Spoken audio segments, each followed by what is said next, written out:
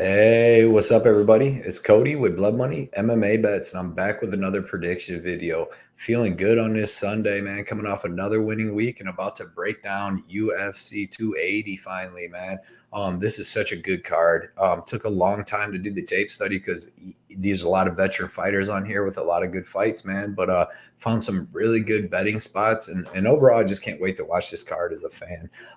As always, we're going to do a quick recap of Vegas 62, and then we'll get right into this UFC 280. Vegas 62, I went 3-2 on my bets for plus 3.75 units. It was a nice night. Victor Henry, was kind of terrible, but my three winning bets, I had Jacob Malkoun plus 2.5 units, and man, that was going to be a super close fight if Maximov hadn't got injured. It kind of sucked he did. It's good to cash a bet, but I don't want to see anybody get injured like that. So, yeah, man, Malkoun plus 2.5 units. Second winning bet was the Beneil under 1.5, which was my lock of the week. I told everybody to hop on that at minus 105 at the time, dude. That was easy money. Third winning bet was Alexa Grasso at plus 200 or plus 2 units. Sorry. She looked good, man.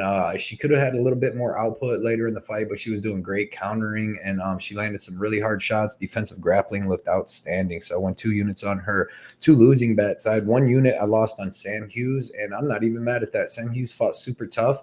I was shocked that it was a unanimous decision. I thought Sam Hughes honestly could have won that first and third round. But Pierre Rodriguez looked good too. Landed them takedowns. I think that's what stole it. But yeah, man, Sam Hughes fought hard. I'm proud of her, man. My second losing bet was Beneil Henry parlay. Lost 2.25 units on that. And yeah, man, that hurt. I was shocked that a Sunsao did that to Victor Henry like that, man. Excellent counter punching by Sunsao. Great job by Sunsao. If that would have hit, I would have won 8 units.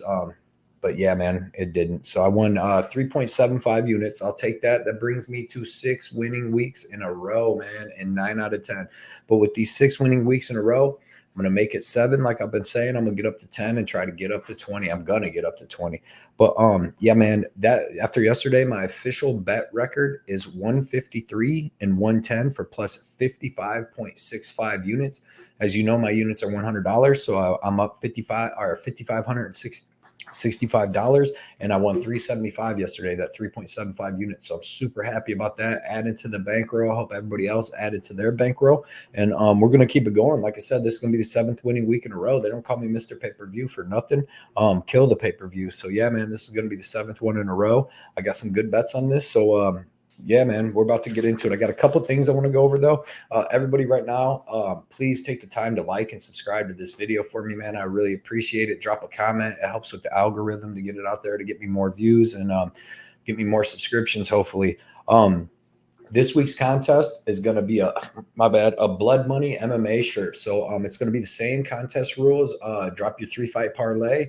It can be regular fight, it can be props. Just drop what 3 they are, and then the odds it pays out. And first one to get it up, or the one that hits the highest price one, is going to win it. And if 2 people tie, then we'll go to whoever posted it first. Last week's winner of the Hoist Gracie autograph card is the MMA Jesus. His 3-fight parlay was Beneil under 1.5, Manon Martinez, and Hughes Rodriguez over 2.5. It paid plus 332.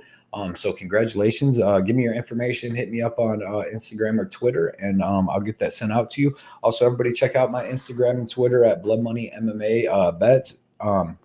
You can get some of my bets early there. You'll get some other information and just some MMA jokes that I may have. I posted one earlier on Twitter. It's hilarious.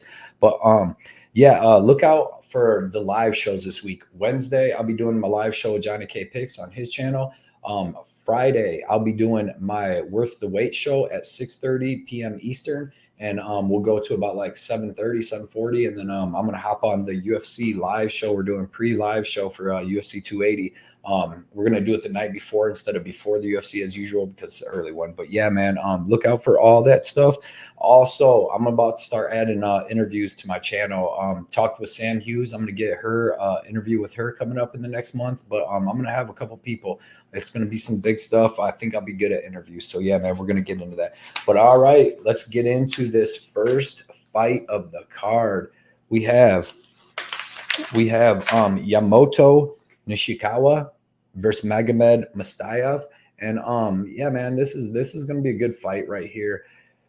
You got let's see, they changed the spike card up on me. You got a newcomer in Yamato versus UFC veteran, but that don't really fight that much in Magomed Mustafaev.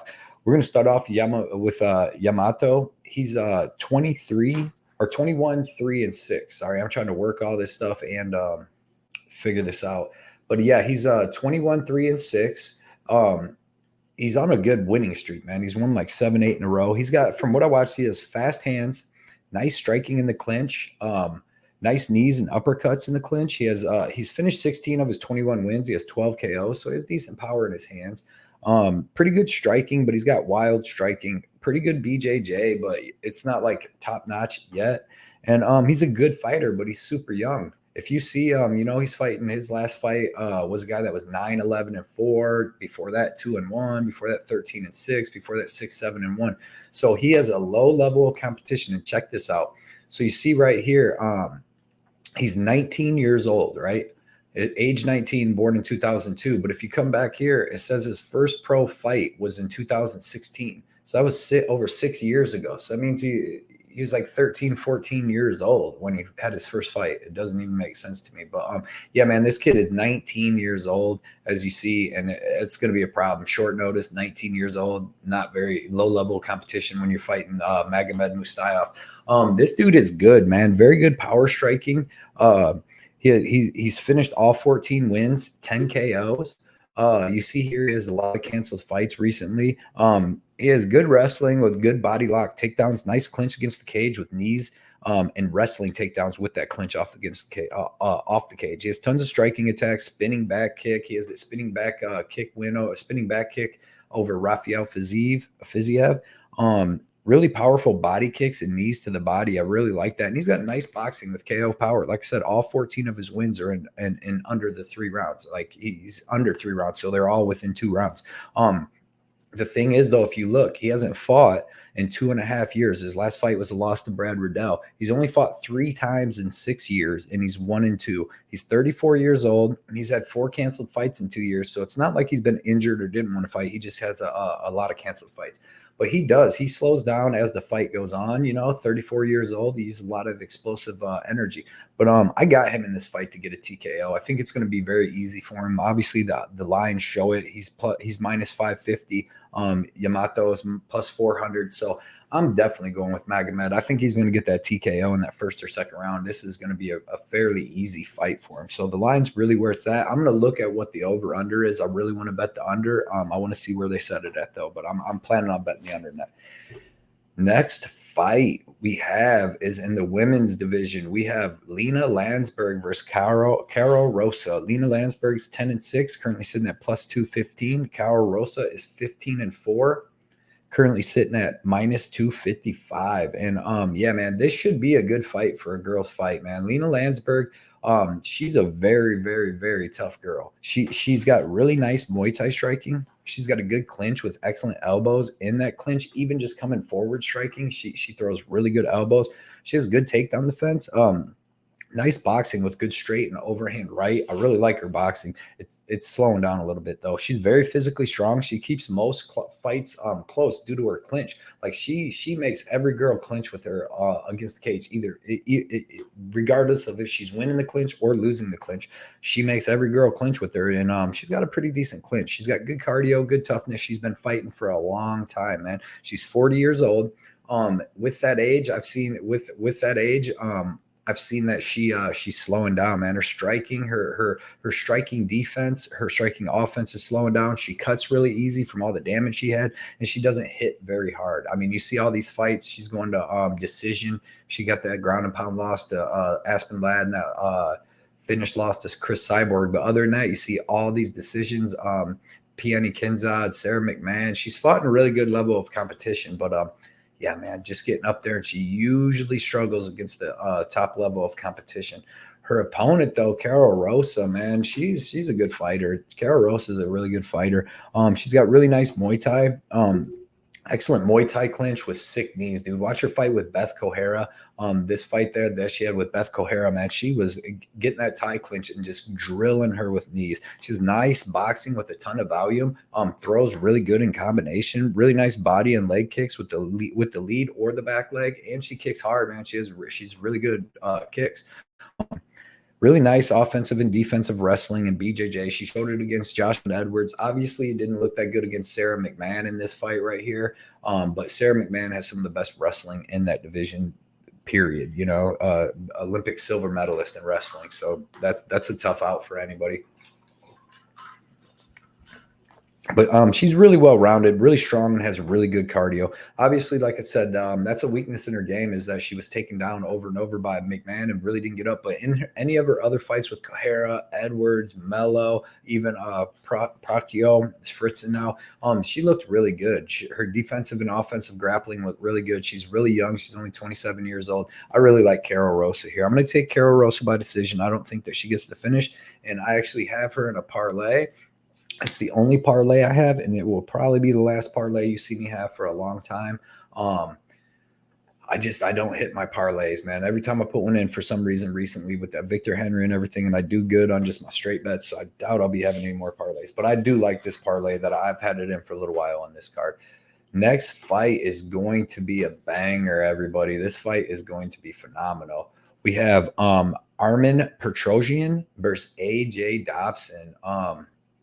Armen Petrosyan 6-2, currently sitting at -205. AJ Dobson is 6-1. He's currently sitting at +175. So you got Dobson here as a decent sized underdog. And yeah, man, this is going to be a great fight. Armen Petrosyan, man, excellent kickboxing. His excellent kickboxing background, man. Really powerful leg and body kicks with the lead leg. Really nice fast jab with some pop to it. Pretty good get up game because he gets taken down pretty easy. Excellent punch combos from the head to the body. I like how he goes from head, body back up to the head. Very good head kicks. You seen the head kick he ended the undefeated Russian guy with on the Contender Series. Look good, man. Very tough. Has good cardio and a good pace, man. I really like this kid. I think he's really good. He doesn't have the most experience. I mean, if you see, he's only 6-2. He's got some lower level fights before he came to the UFC. You see all these guys with losing records. Arthur Aliskrov, that guy looked pretty decent. But yeah, man, since he's been in the UFC, like that fight with Gregory Rodriguez was phenomenal. I actually thought he lost that fight, but they still look good in it. And you see how good Gregory Rodriguez is. He's just tough, well-rounded, man, but he's got terrible takedown defense, and he's one-dimensional with the kickboxing. That's really all he does is the kickboxing. But he's good with what he does, man. You know what I mean? He's very good with his one-dimensional fighting. Then you got AJ Dobson, man, fighting out of Columbus, Ohio, trains with Mark Coleman. I really like this kid. He's got really good long striking with power, excellent clinch with knees and elbows, fast hands, always throwing in combos, which is nice, and he throws them long combos too. Super fast, crisp 1-2 with speed and power. Really good finisher. He has 5 first-round finishes in his career, if you look, man, and they're all early in the first round. And that's usually what he does because he kind of slows down a little bit, man. He's got really nice, powerful head kicks, too, at the end of his combos that he finishes them with, but kind of suspect gas tank. It's not like he gasses out where he stops fighting or anything like that. But against Jacob Malkoun, as soon as the fight got extended out of that, he looked really good, crisp, for the first 4 minutes of that fight. And then in the last minute of the first round, Malkoun landed the takedown. And after that, it was all downhill. He did fight through it, though. He didn't get finished, but Malkoun's not all that dangerous. But I did not like the cardio on him. You see here, too, when he made it to the second round in his amateurs with John Gunther, he was armbarred. So he definitely needs to work on his BJJ, too, and his get-up game. But in this fight, man, I'm favoring Armen Petrosyan. I think he's going to have a little bit better striking, and I think he's going to have a little bit better cardio, but I'm not betting this. I'm far away from this because AJ Dobson is very dangerous, man, and very good. And right here, if you look, too, Armen Petrosyan, he was knocked out early in a fight right back here with this dude, Hassan, and he was knocked out 1 minute in the first round, so he can be knocked out and stopped early, so keep an eye out for that. But I'm taking Armen Petrosyan by the third round finish, but I'm not betting that fight. I'm not betting it at all. Next fight is this is going to be a banger. It's at 170. We got Abubakar Nurmagomedov versus Ghazi Omar Gaziev. Nurmagomedov is 16-3-1, currently sitting at -175. And Ghazi is 13-1, currently sitting at +150. And yes, this is Khabib's brother. Oh my God, Abu Bakar.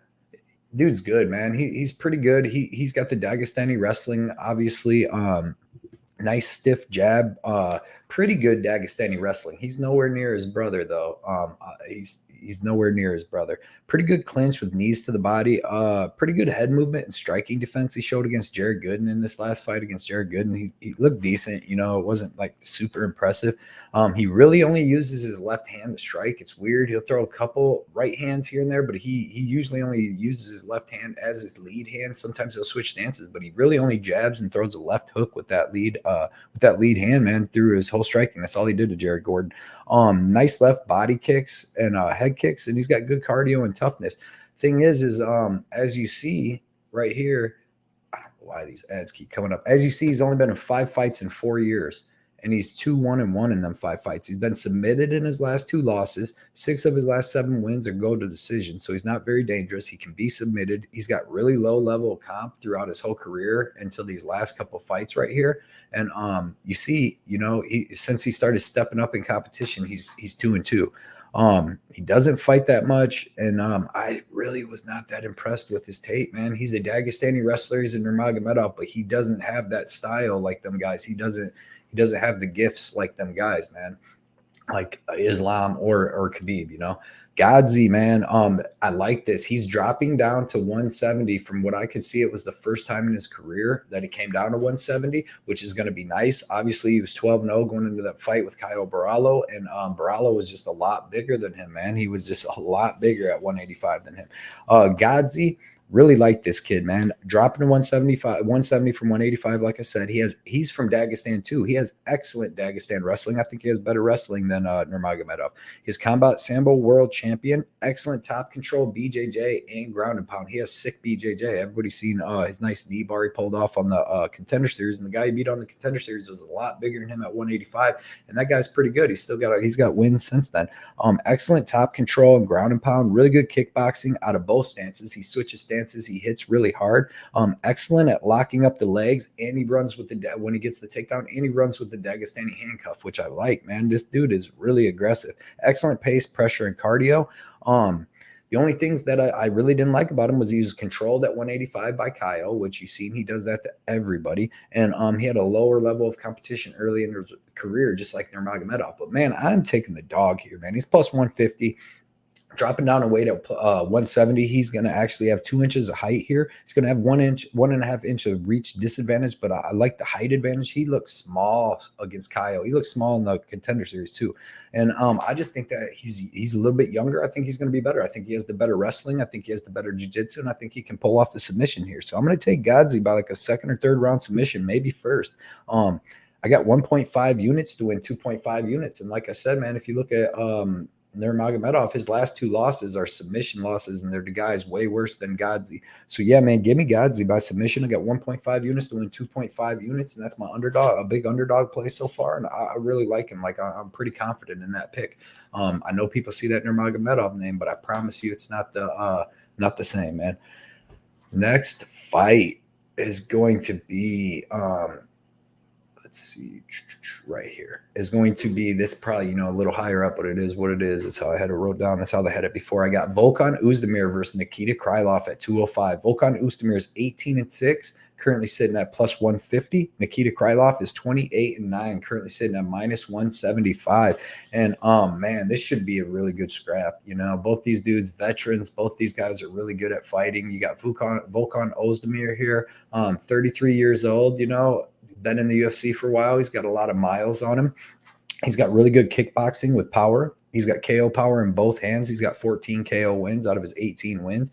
Very explosive with great takedown defense in round 1 anyways. Really good at backing guys up against the cage and just taking off on them with strikes, man. Big, powerful hooks, big, powerful uppercuts, everything. And really good combos with power. I like that about him, but he's 33 years old with a lot of miles on him, You've seen he's been knocked out a couple times bad in a couple fights where Petrosyan got him really bad. Actually, I think that's the only knockout that he had. Cormier ground and pounded outsmarted him. But yeah, Projaca knocked him dead. But slows down after one round, man. You see it against Cormier, Smith, Yuri, all of them guys look very good in the first round and then just falls off a cliff. Very one-dimensional with his striking. He really is only throwing punches. He can be out grappled, and he slowed down all the way around in his whole career. Like his striking defense, his strikes, I just feel like he's slowed down as he's gotten older with this damage. He doesn't look like he's in near as good a shape as he used to be. You seen in that Paul Craig fight, that was super sloppy, man. He couldn't really do much damage to Craig. He showed a decent takedown defense, but yeah, he's going to need more than that here, in my opinion, against Nikita Krylov, because Nikita Krylov, as you see, 28-9. He's only 30 years old. He's going to have the height advantage, 1 inch height, 2.5 inches of reach, man. I'm really high on Nikita Krylov, honestly. I really like this kid, dude. Super, super aggressive.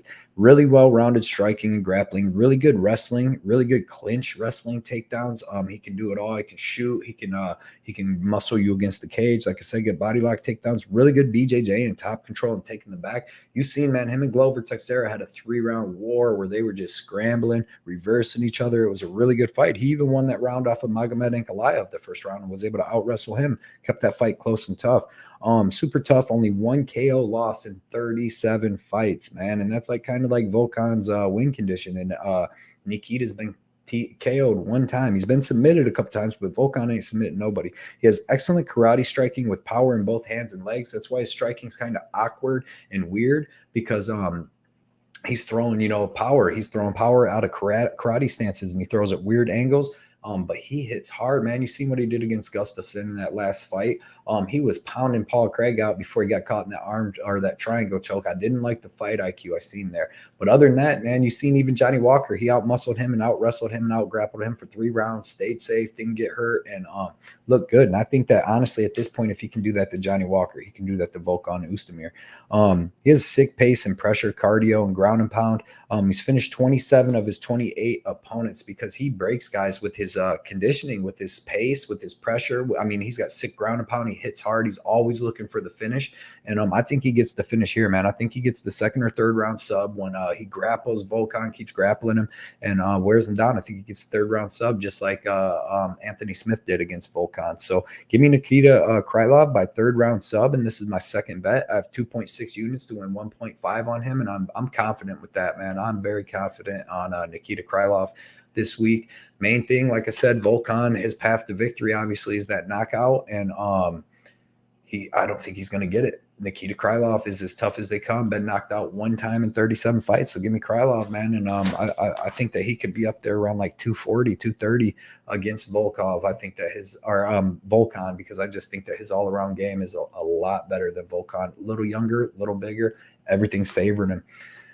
Next fight, we got the prospect Mohamed Makhachev versus Malcolm Gordon. Mohamed Makhachev is 7-0, currently sitting at -725. Malcolm Gordon is 14-5, currently sitting at +525.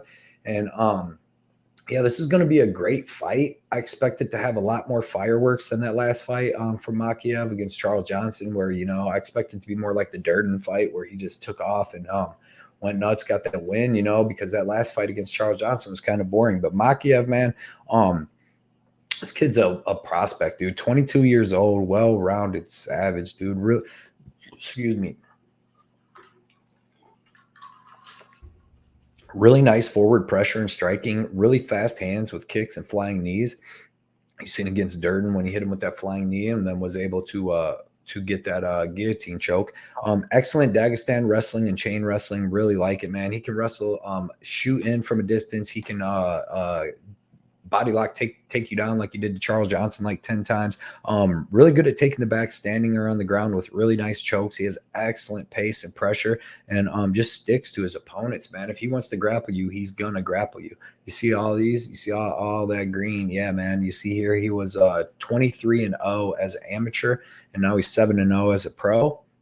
So that's 30-0 total. That's a pretty crazy thing. He's very young at 22 years old, so he's still going to have some improvements, and he's still got time to grow his fight IQ and all that. He was very boring against Charles Johnson, and he's fought kind of low-level competition other than these 2 fights in the UFC. And I mean, he's still a savage, dude. This kid is a stud, dude. This kid is a stud. You see Malcolm Gordon here, coming off a couple nice wins. He's got the win over Dennis Bondar, killed my parlay in that. Another reason why I don't do parlays. Nice win over Francisco Figueiredo, and then them two quick losses. He had Mirabazi and Sumadarji, but he's got decent striking with pretty fast hands. He's got pretty good BJJ. He's a black belt. He's got really good sweeps and subs. You've seen against Bondar, he broke his arm, I believe, in that sub. That's why when it got up, it just kind of gave out on him. Fast hands and power. It shows decent power. He hurt Bondar too in that fight right there. He showed decent hands against Francisco Figueiredo. 3 of his 4 UFC fights ended in the first round, though. You see, he's got 2 losses and then he's got 1 win. So he's kind of a killer be killed guy. You see all these losses. Every one of his losses here, punches, KO, triangle, and straight punches. So he's been finished in all 5 of his losses, man. 4 KOs, 1 sub. He gets hit really clean on the feet and he overswings a lot. And that tends to get him caught with big punches and taken down. So I'm taking Muhammad Mokaev here, man. I think Mokaev is going to get a club and sub like he did against Durden. And if he doesn't, then he's just going to get a sub. But I expect him to be able to outstrike Malcolm Gordon, hit him with some big shots and get that club and sub. He's who I have parlayed with Rosa. I did have Jailton Almeida on there, but that fell off. So now I just have Rosa Mokaev for 2.4 units to win 1.7. And I really like that. I really think Rosa is going to get a dominant 30-27 decision. And I think that Mokaev is going to get the finish. So I really like that parlay, 2.4 units to win 1.7. And I'm confident on Mokaev, man. The kid's a savage kid. He's really good. Next fight is in the 145-pound division. And we have one second, right here we go. We have Zubaira Tukhugov versus Lucas Almeida at the men's 145. Zubaira is 25-1, currently sitting at minus 155. Lucas Almeida is 14-1, currently sitting at plus 130. And yeah, man, this should be a banger fight. Zubaira, he's got really nice boxing with some power. Obviously, he's a Russian Dagestani guy, so he's got really nice wrestling. He's got pretty decent control, really powerful straight and overhand right. Like, this dude can bang, man. He throws powerful shots. You've seen when he knocked out Kevin Aguilar, knocked him out with punches. That fight with Keem Dawodu was really, really close. And his last win over Ricardo Ramos looked really good. He dropped LaRon Murphy, too. That's how he got that draw, because he had a 10-8 in the first round and then lost the last 2 because it was like he was gassed out. He went for the finish. But really, really powerful, straight and overhand right. Zubaira has a nice jab and left hook. Usually he's low output, like against Hakeem Dawodu. He can be low output, but when he fought Ricardo Ramos, when he fought in Abu Dhabi last time, man, he was super aggressive and was going for it the whole time. I was surprised. I think it's just because he's in Abu Dhabi and wanted to impress, because he fought a whole different style and looked really good. He's got really nice wrestling and ground and pound. Pretty good spinning back fists and kicks, man. This dude's pretty explosive. He can be low output, though, at times. He's gone to decision 15 times in his career, so I mean, he's got some knockouts you see against Kevin Aguilera, but then you also see a lot of these split decisions, over Felipe Nova, and he doesn't fight very much either. You see that he's only got 1, 2, 3, 4, 5, 6 fights since 2015. So in 7 years, he's only got 6 fights. So I don't know what's up with these dudes not fighting a lot, but he's got to get it up, man. He can be one-dimensional on the feet, though, with his just only boxing, and he doesn't have really the best BJJ to go for something like that or hold people down, and he kind of slows down a little bit as the fight goes. Lucas Almeida, though, man, this kid, dude, cost me some money against Trezano. I did have Trezano in a parlay, so it was tough going back and watching the tape on this, but he is good, man. He's got really good striking with speed and power. BJJ black belt, and he has decent takedown defense, but his striking is amazing. His hands are fast with power. He goes to the head and body a lot, man. Has finished all 14 of his opponents. Always ends his combos with the leg kick, and that's one of my favorite things, like jab, straight leg kick, whatever, but start it with the jab, end it with the leg kick, and you're going to go far in your career. super powerful left hook with excellent counter left hook. You've seen against Trezano, man. That's what he was using to blast him and kept dropping him. And he looked good on the contender series against Zellhuber. It's just Zellhuber fought like a beast that night when he usually doesn't. But yeah, man, you see him. You see here, dude. He's finishing everybody. He finished Trezano, finished this guy guillotine choke, flying knee, retirement, triangle, KO, arm triangle. A lot of different finishes in a lot of different ways, man. This dude is dangerous. I don't know if he finishes Zubaira, but I'm taking Lucas Almeida by decision, man. I think that he can win this fight. I think he can land the harder shots. I think he's got better cardio, and I think he can drop Zubaira a couple times. So give me Lucas Almeida by decision. No bets on him, but I was thinking about betting him, man. Thinking about betting him. Next.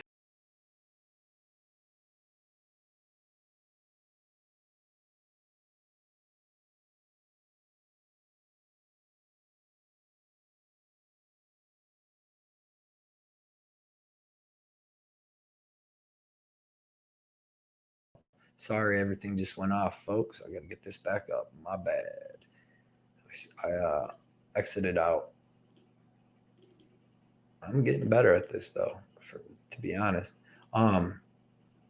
Okay, so we are back. Okay, so Mohamed Muradov versus Caio Borralho. Get here. Sorry about this, everybody.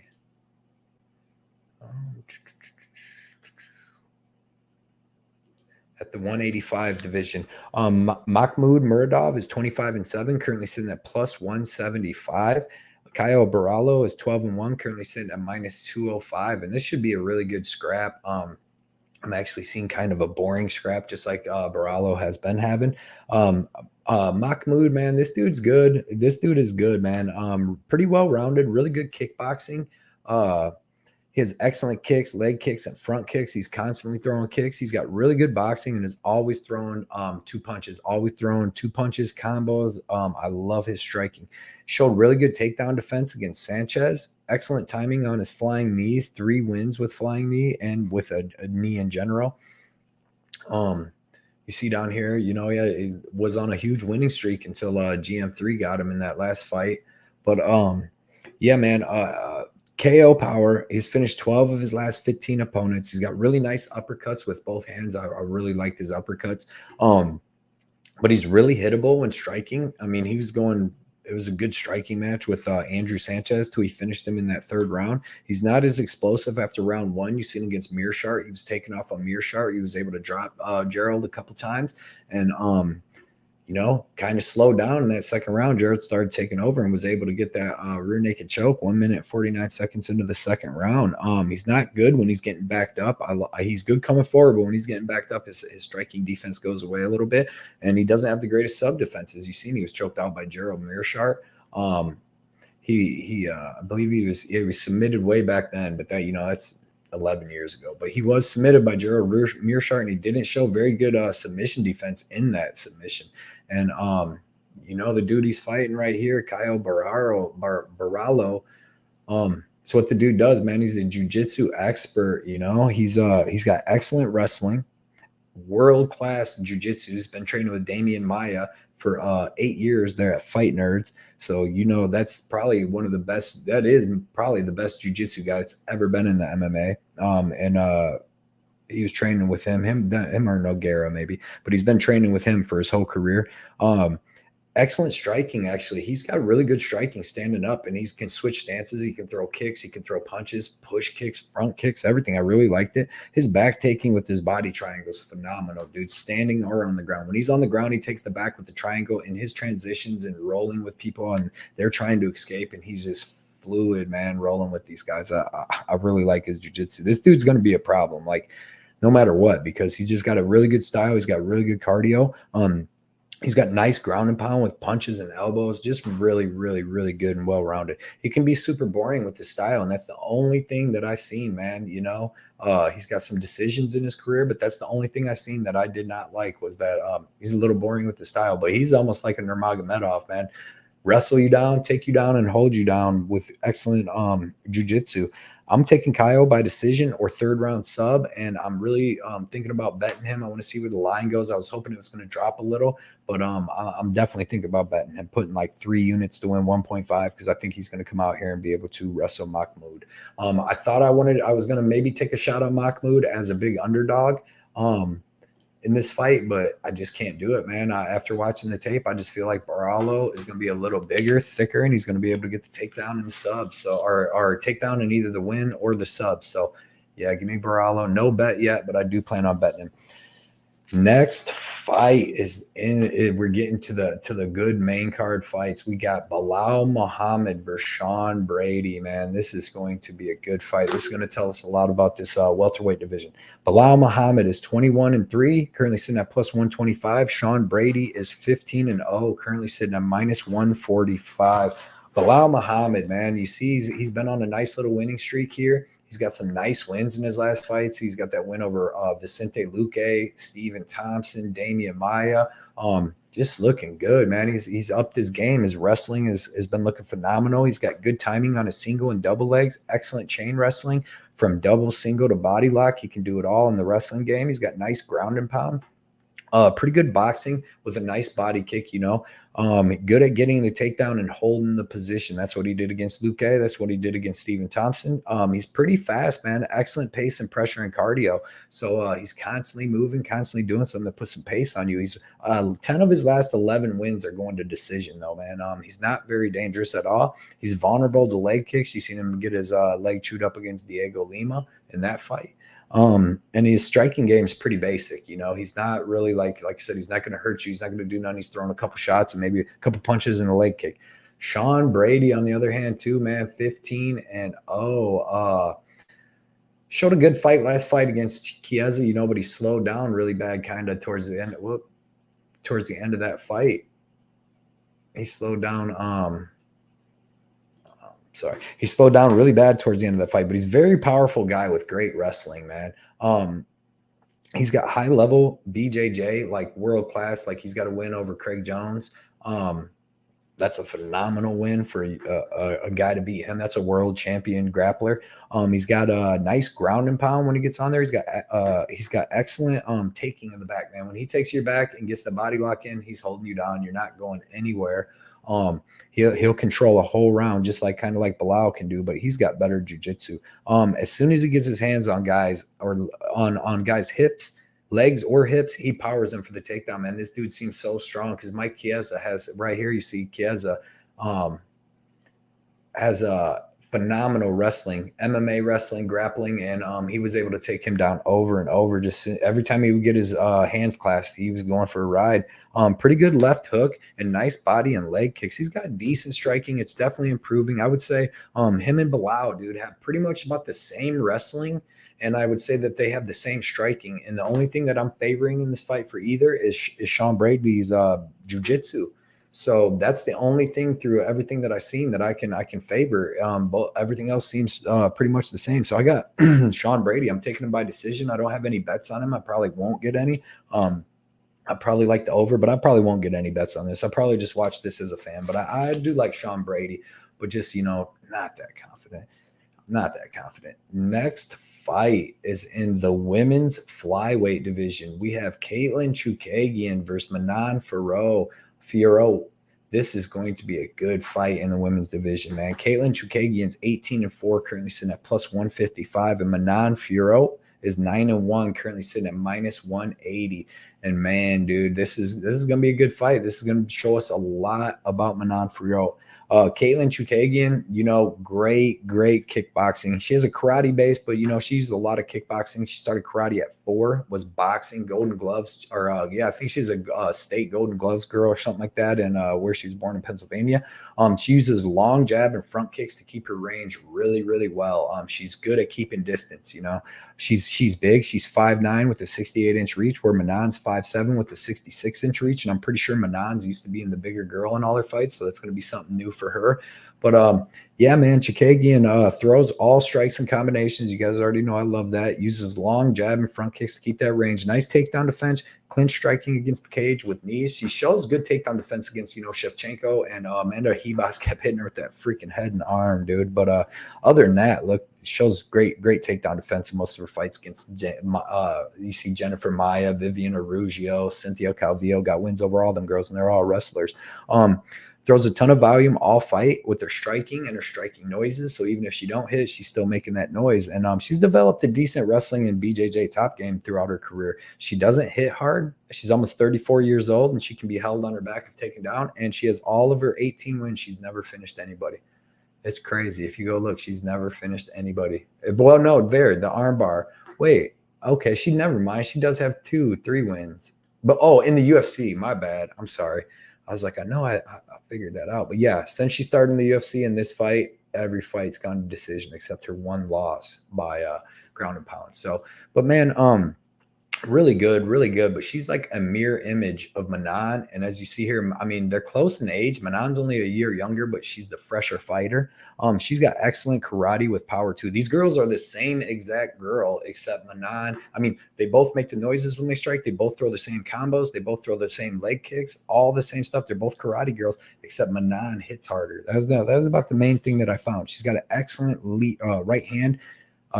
She's got an excellent lead right hand with her jab and her hook, man. It's nice and powerful. She's got really nice front and side kicks with power, really nice punch combos with good power on them. That's what I like. And she throws a ton of volume and uses good movement and striking defense. She leaves her leg out there a little bit to get chewed up. You've seen against Bueno Silva. But other than that, she's phenomenal, man. Good offensive and defensive wrestling and grappling. I think she's going to have the better wrestling in this fight. They're just like the same fighter, but Manon has better wrestling, I think, and she hits harder. So I'm going to go ahead. I'm going to take Manon by decision. I don't know if I'm going to get there to get the bet in or not, because I expect this to be really, really close. Like Chookagian makes it, maybe even a split decision. So yeah, I'll probably stay away from it. But I like Fiorot, and I thought I was going to want Chookagian as a big dog there, and I kind of did. But like I said, man, it's a scary fight because it's going to be close. It's going to be close. So I can't blame anybody that takes the dog in that. Next fight is in the men's lightweight division. This is going to be such a good fight, man. Beneil Dariush versus Mateusz Gamrot. Beneil Dariush, 21, 4-1, currently sitting at plus 165. Mateusz Gamrot, 21, 1-1, currently sitting at minus 190. Yeah, man, these dudes are both so good, so technical and so good. Beneil Dariush has really nice boxing, man. You see, he's fought some decent, pretty good guys in the UFC. He's on this 2, 4, 6, 7 fight win streak, which is phenomenal. Beneil has really nice boxing with KO power. It's really, really good wrestling with clinch wrestling. If you go watch his fights with Diego Ferreira, that fight with Ferreira, controlled him in the wrestling the whole time, and Diego Ferreira is good wrestling. You actually seen when Ferreira fought Mateusz Gamrot was not able to take him down and control him at all. He landed a couple takedowns and they scrambled right back to their feet. Showed really good wrestling against Tony Ferguson, against Scott Holtzman too. Everything, man, against Frank Camacho, and Drew Dober, where he got rocked in that fight a couple times. But world-class BJJ with control and subs. He has excellent forward pressure and pace with grappling and striking. Nice double leg, single leg, and body lock takedowns. His transitions, scrambles, and subs are phenomenal. Very tough, good cardio, and an excellent pace, man. You see that. He's got some good wins. That fight with Jakar Close was amazing. He got hurt and then came back, hit him with that spinning back fist. The dude's just good, man. Everything about him's good. He's got a touchy chin though. You know, he's got 3 KO losses in his career. 2 of them were back to back. One was earlier in his career. So he had Ramsey Ninjum and Nijum, catch him earlier in his career with punches. Then you see here Edson Barbosa hit him with that crazy flying knee, and then Alexander Hernandez just swarmed him. So his chin can be kind of touchy.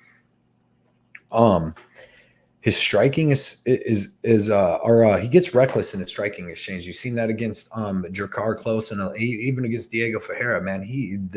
Beneil Dariush will get in some striking wars where it's just a war, man. That's what I really like about this guy. He's like super smart, super technical and super good, but he's got that dog in him, and he will be a dog if he needs to be, you know.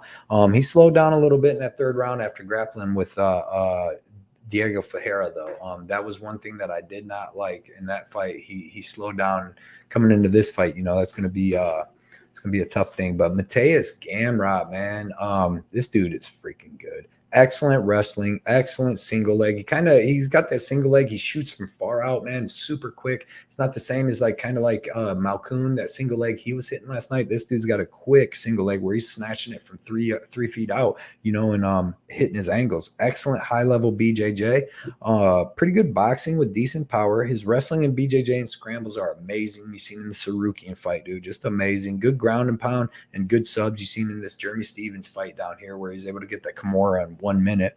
Excellent pace, cardio, toughness, and chain wrestling. This dude's a complete package, man.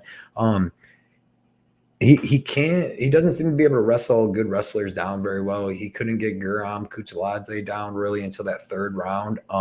He couldn't get Diego Ferreira down. He got Armen down a couple times, but he got right back up. So he's got good takedowns, but it doesn't seem like he can hold these really, really good grapplers and wrestlers down. His striking's still a work in progress. It's not that bad, but he just doesn't have a wide variety of strikes, and he can be hit pretty good. He is getting hit with body kicks by Sarukian a ton. But he just doesn't seem that dangerous in this fight. I feel like everywhere this fight's going to go are the good spots for Beneil. I think Beneil has better striking. I think Beneil, I don't know, man. When I watched these two both fight Diego Ferreira here, Beneil was dominating him, man, was able to take him down, hold him down, get off some ground and pound where Mateus Gamrot wasn't able to do really anything until he got that knee to the body, you know, and hurt Fierro's rib when he was getting up. But this fight is going to be so close. But I'm taking the underdog. I'm taking Beneil Dariush by decision. I think he might actually be able to out wrestle Mateus Gamrot. I'm staying far away from this fight. I'm not betting it at all.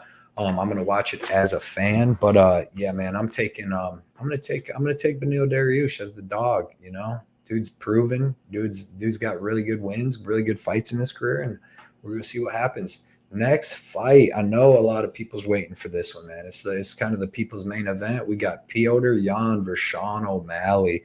Petr Yan, dude, really good. 16-3, currently sitting at -300. Sean O'Malley is 15-1, currently sitting at +250. And yeah, I'm going to be honest. Going into this fight, I thought it was going to be for sure, you know, just Petr Yan. No ifs, ands, or buts. I'm going to take him. He's going to beat up Sean O'Malley. And after watching it and thinking of just the style matchup and everything, I'm not so sure it's going to be that easy. You know, Petr Yan, excellent Muay Thai striking. Trains out of Tiger Muay Thai. Jaw gets stiff from talking so damn much. But yeah, really good Muay Thai striking, fighting out of Tiger Muay Thai. Excellent body kicks from either stance. Powerful, man. You seen he was hitting Corey Sandhagen with some crazy powerful body kicks. He hit Aldo with some too. But really nice boxing, always throwing in combo. Right hook, left uppercut is a super nice combo. He actually hit Jose Aldo with that and stunned him for a second in that first round real quick. Really good forward pressure and keeping the fight in close boxing range, especially with these big guys. I wanted to go back. I watched the Sandhagen fight. You know, Sandhagen had a lot of height and reach on him, more than O'Malley's going to have, at least in the height. And I think he might have had a longer reach. But let's see. Sandhagen's reach is 70. No, so O'Malley's actually bigger, which is wild. But O'Malley, yeah, he's actually bigger than Sandhagen. He's got they're same height, but he's got a 2-inch reach. But yeah, man, Petr Yan, just really good forward pressure and keeping the fight in close boxing range. Like I said, really nice high tight guard for defending strikes. You know, he blocks a lot of the strikes. He eats some too, but he's super tough. Really good offensive and defensive wrestling and grappling. Super tough, man. Excellent cardio. Super mean. The only thing is he's a slow starter. That's what I was factoring into this fight. And he doesn't really KO guys. You know, if you look, he's got the decision with Sterling, the decision with Sandhagen. He will get that out of there. He did finish Aldo and he finished Faber, but before that, you see John Dotson decision, Jimmy Rivera decision. He's corner stoppage on that, but another decision here. Like He isn't like a one-shot knockout guy. He usually beats you up and beats you down over 4 or 5 rounds like he did to Aldo to get that finish. So it's going to be close, you know. I think it's going to be closer than a lot of people think. I know there are some people on O'Malley. Go to Sean O'Malley, man. Excellent striking, excellent kickboxing. The kid's boxing is super crisp, fast, technical, with great accuracy. Go watch any of his fights, man. If you watch the Julian Paiva fight, that's where he looked the best, man. Was just taking off, just his shot, his striking is so technical from crazy angles and so fast and just precise. He hits people right on the chin. I love it. Chris Montino, obviously he beat the shit out of him the whole time. Thomas Almeida knocked him out twice in that fight. It was excellent. Even in the Vera fight, he was looking good before his leg got messed up. And obviously that right cross, how he set that up with the fake uppercut on Wineland was phenomenal, man. All his kicks are fast and powerful. Leg, body, head, and spinning kicks, all nice. Excellent at keeping range with the kicks, punches, and feints. He's good at fighting tall, long, keeping the fight where he wants it to be at. His punches and kicks both have really nice power. He's really good at darting in with punches and then getting out of the way, you know, and not getting hit back. He's super fast. I like a lot of stuff about this kid, man. He's fought a lower level of competition, though, especially compared to Petrosyan. He has weak legs. Obviously, we've seen 2 times in his fights for Sukumtau and against Marlon Vera, where his legs were hurt. He's got suspect grappling. And I say that, I don't know if it's that bad, but we just haven't seen it. You know what I mean? All his fights, none of these guys was trying to take him to the ground or really got him to the ground. He just didn't impress me in that first round and a half against Pedro Munoz. Like, he's going to have to do a lot more than that against Petr Yan here. So for that fact, man, I'm going to take Petr Yan by decision, but I'm not that confident. I thought I was going to be a lot more confident. I'm not going to bet this fight at all. But I think that Sean O'Malley, dude, can keep this fight close, and I think that he can keep it close. He's probably worth the underdog price to most people to pay, you know. But I'm just going to stay away from it. I'm going to stay away from it. Next fight is in the men's bantamweight division. We have the title fight: Aljamain Sterling versus TJ Dillashaw. Aljamain Sterling is 21-3, currently sitting at -180. TJ Dillashaw is 17-4, currently sitting at +155. And man, this is going to be a really good fight, man. Both these dudes are super well-rounded, super skilled, veterans of the game, you know, just really good fighters. We got Aljamain Sterling. You see, he's got some really good wins. His last 2, he's got his last, I mean, all of them, but his last 2 are really impressive. You know, he's on a nice winning streak there. He could have maybe even won that Marlon Moraes fight had he not got caught with that crazy knee right off the bat, because we've seen what happens with Moraes' cardio as the fight goes. But really, really good wrestling. Excellent BJJ with one of the best back takers in the game, man. He gets your back and either he's choking you out or he's holding you there for the whole round. Decent long striking from range. Really good rear naked choke. Has a nice knee bar too. You've seen the Suleiman stretch he hit against Cody Stamen down here. Right there, that knee bar, man, was phenomenal. His top control and scrambles are awesome. Sneaky single leg takedown and chain wrestling to the double leg. He's a good fighter. You know what I mean? He's got that good jiu-jitsu. He's got good wrestling. It's not the best, but it's good wrestling. He's got excellent jiu-jitsu and decent striking. You know what I mean? Like, you see this winning streak he's on. He's a good champion, but he doesn't hit very hard. Seems to hate striking with good strikers. If somebody's better than him, like Petr Yan, you've seen he felt uncomfortable there. Other than the first 2 minutes of the fight, you've seen that he feels uncomfortable, and he's constantly trying to get the takedown and kind of shooting bad shots. He's 36 years, or he's getting up there too. He's 33 years old. You know, I know Dillashaw's 36, but Aljamain ain't no spring chicken either. Kind of slow. It's like a suspect gas tank. Like, you seen him get them first, at least the second and the third round against Petr Yan, and then he slowed down in the 4th and 5th when he couldn't get them takedowns. But all around, you know, a good fighter. TJ Dillashaw, on the other hand, you see him 17-4, former bantamweight champion. Just a tough fighter, man. Like I said, we've seen he's 36 years old, but excellent Muay Thai under Dwayne Bang Ludwig, man. You can tell he's been working on that. He's been looking good, and his striking looked good against Sandhagen. His striking looked really good against Garbrandt, both fights. Just a really good guy, or a really good fighter. I don't know about good guy, but definitely good fighter.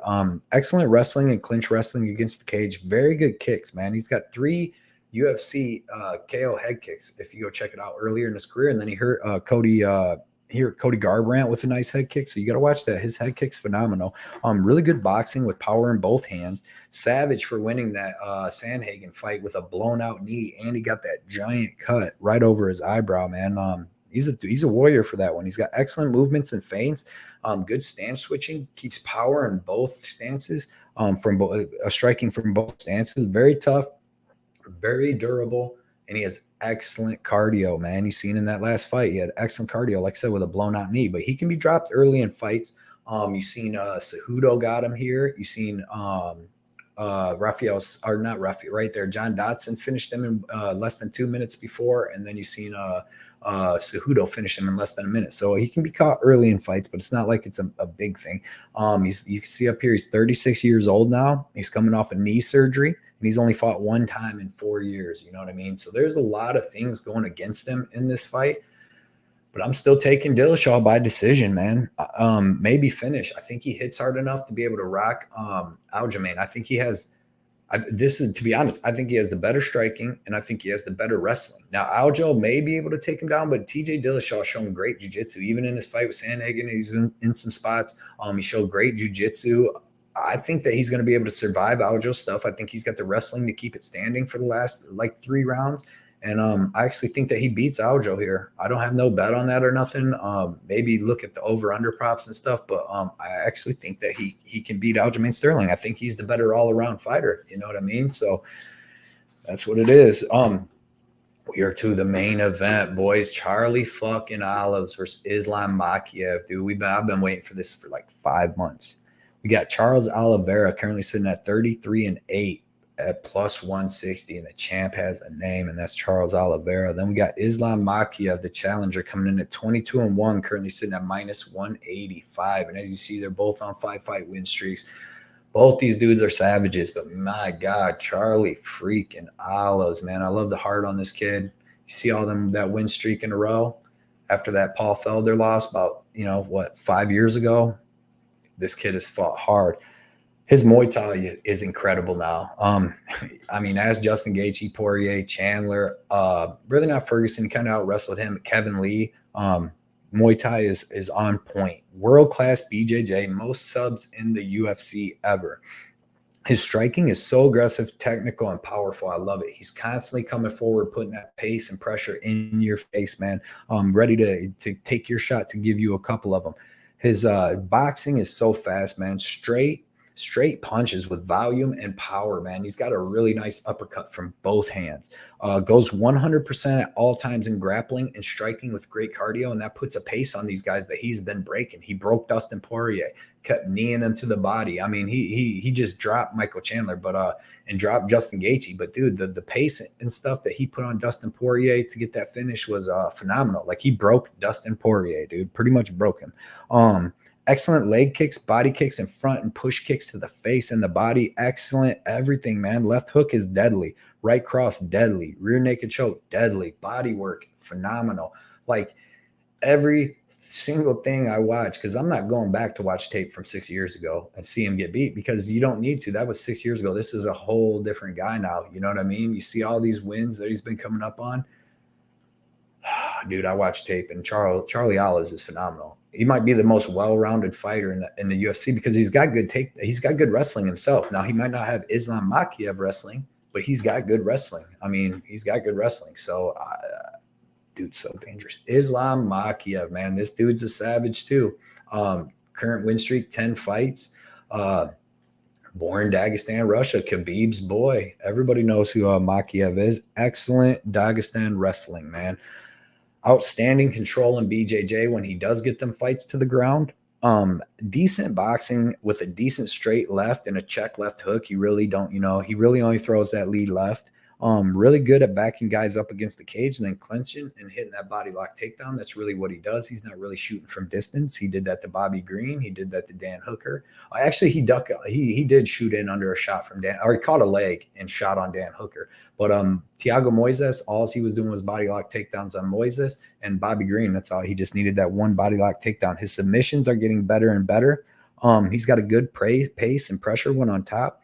He's excellent fighter, man. He's an excellent fighter. The thing is, though, his striking is not on the level, especially not on Charlie Olive's level, but not on the level of anybody really not on the level of Hooker, any of these guys, Dober, Poirier, Gaethje, but you know his wrestling they're not on his level. So his ground and pound is of a small child. He doesn't have a hard ground and pound. Bobby Green might disagree, but Bobby Green was on 2 weeks notice after a fight, wasn't in shape, wasn't ready for the striking or the grappling, none of that. So I take that, you know what I mean? That's what the grain of salt. But his ground and pounds of a small child, dude. He's not Khabib. His level of competition's poop. You see this, look at this. Bobby Green, Dan Hooker, both them guys were on short notice. He fought both of them. They were both on short notice of like 1 week with no training for him. Against Thiago Moises, he went until halfway through the 4th round before he could get that finish. And that fight was pretty close. Thiago Moises actually landed 2 takedowns on him and was doing pretty decent in that fight until he slowed down and gassed out. And if he's going, you know, pretty decent with Thiago Moises, it's going to be a problem for him with Charles Oliveira, man. He had a tough fight, like I said, with this Thiago Moises, dude. I'm all over Charlie Olives here, dude. I'm all over Charlie Olives. I watched the tape, and he is a freaking savage every single place. Like there's nothing bad I found on tape. I watched that Khabib fight, Islam fight, and I was not that impressed with Thiago Moises. Took him 4.5 rounds, dude, and he was struggling getting the takedown off the bat, and dude, Charles Olives is a savage, dude. The champ, as name is Charlie Olives, and I'm picking him to get the finish within 3 rounds. As of now, I got one bet on him. I have 1.2 units at plus 170 to win. I believe it's 2 or 2.2 units. I'll have it up in the description, but I'm all over Charlie Olives, dude. I think he gets this win. I really think he gets this win. It's going to be a great fight. This is going to be a great fight card. 14 fights, man. I hope everybody enjoyed this breakdown that we had. Those are my picks. I'm going to post all that stuff up there. But like I said, man, everybody drop me a like, a subscribe, and a comment for my for the algorithm, man. I'm trying to get this channel big. I feel like it should be big. And everybody join with me on this big run. I'm going to do that Ken Jennings Jeopardy run, but of MMA cap, and we're going to get up huge. So appreciate everybody for watching my stuff. I appreciate everything that everybody does. And good luck on Saturday, and I will see you guys soon. See y'all.